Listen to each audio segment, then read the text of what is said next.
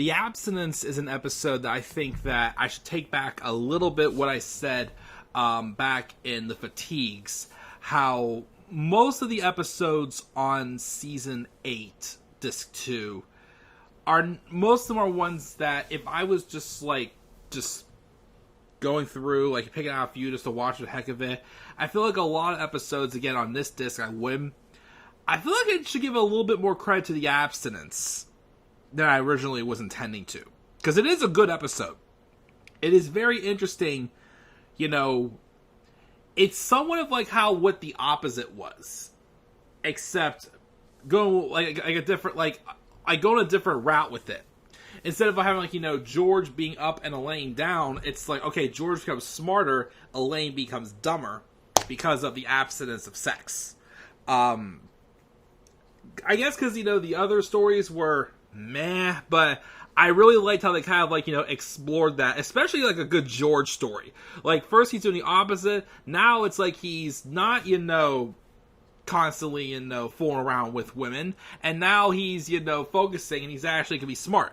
Also because there was a moment where we have Derek Jeter and Bernie Williams in the episode, too. So, I feel like this episode should get a little bit more credit than I kind of gave, this disc earlier, because this episode was pretty good. So, The Abstinence. So, the main story started here, where George is dating a woman named Louise. Unfortunately, she got diagnosed with mono. So, she can't have sex for 6 weeks. So, that's 6 weeks George is going without having sex. So, he doesn't sure what he's going to do with his time.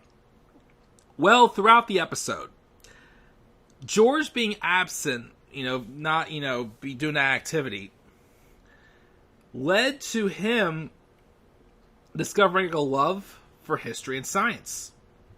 He'd be watching, Jeopardy, and he'd be getting all these answers correct. He's reading books. He's doing science experiments. He's just, talking about all these things. There was even a scene, like I said before, where he was at home plate in Yankee Stadium, hitting baseballs to dead center field, out of the park like nothing. While Derek Jeter and Bernie Williams were watching on. And basically, it's like, who are you? And then, the funny thing is, getting to is I always forget Jason Alexander, who in real life knows nothing about sports, comes across, again, as a genius. Because his absence from sex is causing him to be a genius. Jerry compared it to, a piece of a small piece of lettuce and a large piece of lettuce. How, the one piece wants to work now that your whole brain, is not focused on sex and how it's operating well.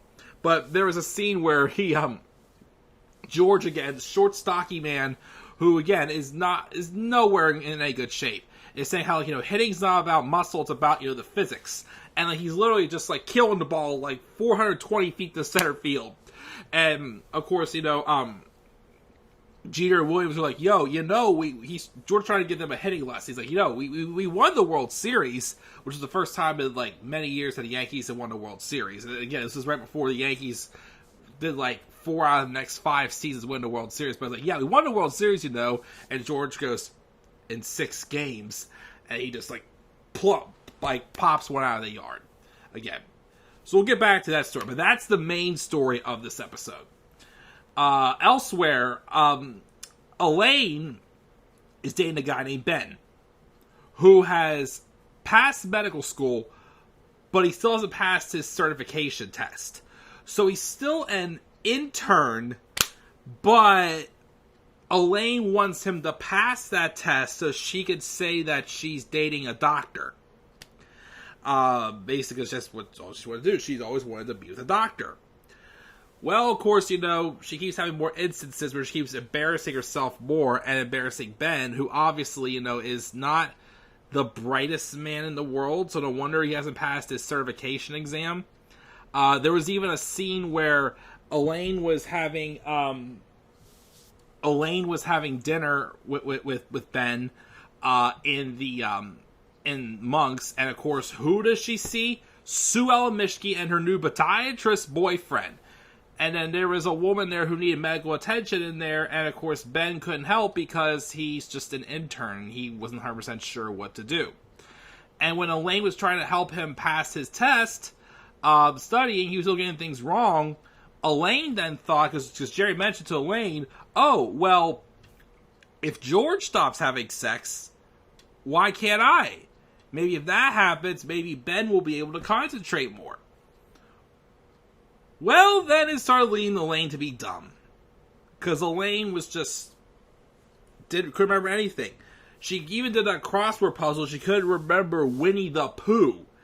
And she also was like just amazed at like, these spinning tires and whatnot. So, yeah. George got smarter from no sex. Elaine went dumb. Unfortunately. But we'll get back to the conclusion of those stories in a second.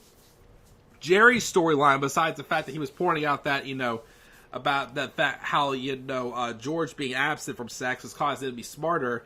Elaine, though, unfortunately showing that women do not become smarter from being absent. But also, his storyline was that he was supposed to do career day at his old junior high school. Well, he got bumped twice. The first time, their guest was, went a little much longer, and they didn't have time for him, so he got bumped. He came back. There was a fire drill, so he got bumped again. Now, his agent, Katie, who I think we've only seen her one time, which was back in the Diplomats Club when Jerry was trying to get back to spend a few hours with his model girlfriend Bridget, and she was just like super annoying, basically just like babying Jerry throughout the whole way. She's flipping out because Jerry got bumped. So then to make up for it, she then gets Jerry a 2-hour assembly. Which Jerry is like, what on earth am I going to do for 2 hours? So then, of course, he gets the idea of having George come to do a part in the assembly. The way he eats up sometimes, since George is now all smart with his science and history and whatnot, it'd be a good lesson for the children. So he thinks he's all set there. Well, then things kind of flop. Because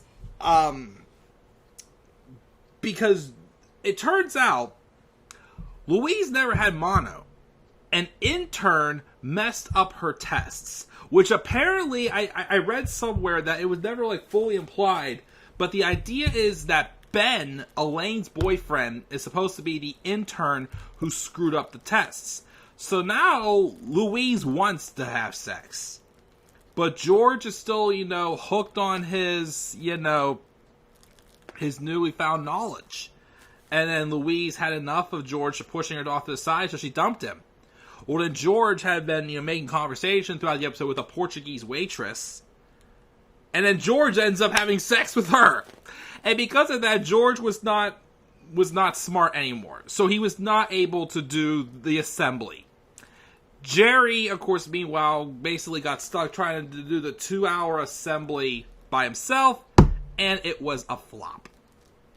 Because David Letterman canceled on him at the end of the episode for a show. And he also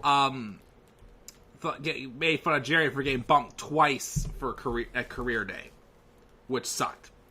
Elaine, meanwhile, even though she became dumb, was able to help Ben pass his certification, but then he decides to break up with Elaine still. So unfortunately, Elaine never dates a doctor. Now, through all of this, I still have not talked about Kramer's story. Kramer's story was this episode where he got in trouble. Kramer got in trouble because he was smoking his cigar in Monk's. Even now, he was then told he had to go outside to smoke. But in previous episodes, he did smoke several times inside Monk's, and he didn't get in trouble for it. But of course, now all of a sudden it's a problem, which is a little continuity error there. Well, then Kramer sees other people who got bumped outside to smoke, so he turns his apartment into a smoking lounge. And then, of course, like the next morning, there's a scene where Jerry just could not get through because they had to mess up Kramer's face because it was destroyed from all of his smoking. Kramer, though, seeing how it's destroyed his image, decided that he wants to sue the tobacco companies. Even though I'm also thinking, well, no offense, but you chose to smoke. You chose to make your apartment to a smoking lounge. Like, you kind of put the consequences on yourself. So I didn't quite understand, how he had a good case. But of course, who does Kramer go to? Jackie Childs, who wanted nothing to do, because every time him and Kramer get involved in the case, Kramer always just goes his own way and blows the whole thing up. Until he mentions that he thinks he's got a case against tobacco companies. And then Jackie Childs was like, I've been wanting to get my hands on them for years. So then they go through with it. They're going to get a deal. They're waiting for a lady to call back to give them a deal. While Kramer was in a cab with Jackie, and he says, haven't heard back from him yet. Kramer goes, oh, I did. We talked, we had a powwow. And of course, once again, Jackie's like, who told you you have a powwow? Because, he never, Kramer took a deal without consulting him first. Because Kramer never consults him. He still goes in and does his own thing. Putting the balm on, relying on Stan the Caddy rather than his own lawyer, and losing the case against Sue Alamishki. And now, of course, he loses out. He just gets no money. Instead, Kramer's face gets put on top of a billboard from smoking. Which, of course, Jackie was just appalled by. Yeah, that's The Abstinence. Like I said, an episode I think deserves a little bit more credit than I was originally going to give it. Because it was really good. Again, I especially, really like the story, again, with George and Elaine both stop having sex. But it's made George smarter and Elaine dumber, which is strange. Jerry and the career day stuff was meh. It was okay. Kramer and the tobacco stuff was alright too. But I definitely like the George and Elaine storyline the best. And of course, seeing Jeter and Williams appear in it. Some trivia though. Phil Morris had actually said, who plays Jackie Childs, he enjoyed his role in this episode, as in real life, having a name similar to the tobacco company Philip Morris, he always got, picked on and whatnot for, because of that.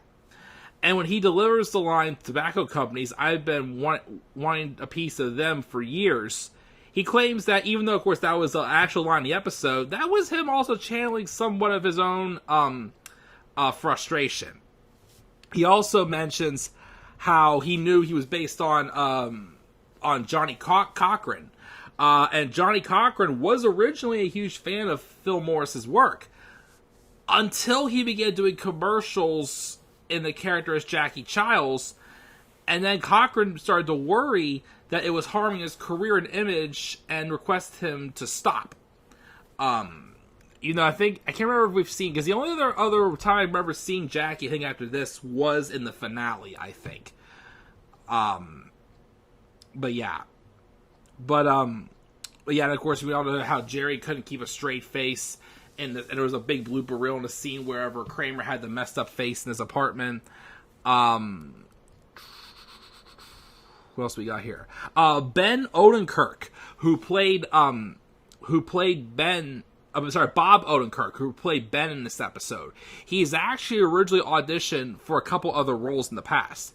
He first originally auditioned for Phil Totola, the guy who took it out back in the Stand-In episode. And he also auditioned for Duncan Meyer in The Race episode as well.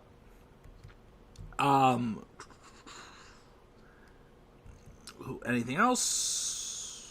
Like I said, it was strange how all of a sudden in this episode it was a problem for Kramer to smoke in the cafe, but then in previous episodes he has not. He had smoked in The Boyfriend Part 1 and 2, and The Stock Tip, and a couple others. I remember he was seen smoking inside the inside Monks. I'm sorry. they had passed that Clean Indoor Air Act in 1995. So I'm sorry. That's my fault. I should have said that.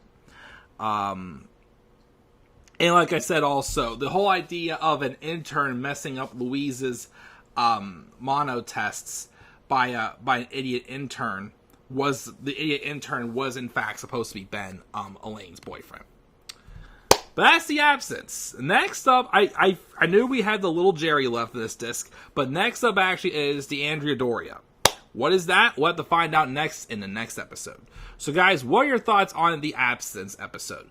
What do you guys think, of course, of, all the stories that happen here as well? Make sure to leave your thoughts down in the comments section below, and be sure as always to slap a like on the video and subscribe for more content on my channel, and follow me on Twitter as well at DemandAirborne93. Until then, guys, I'm checking out. I'll catch you all later. Have a great rest of your night, and peace out, everybody.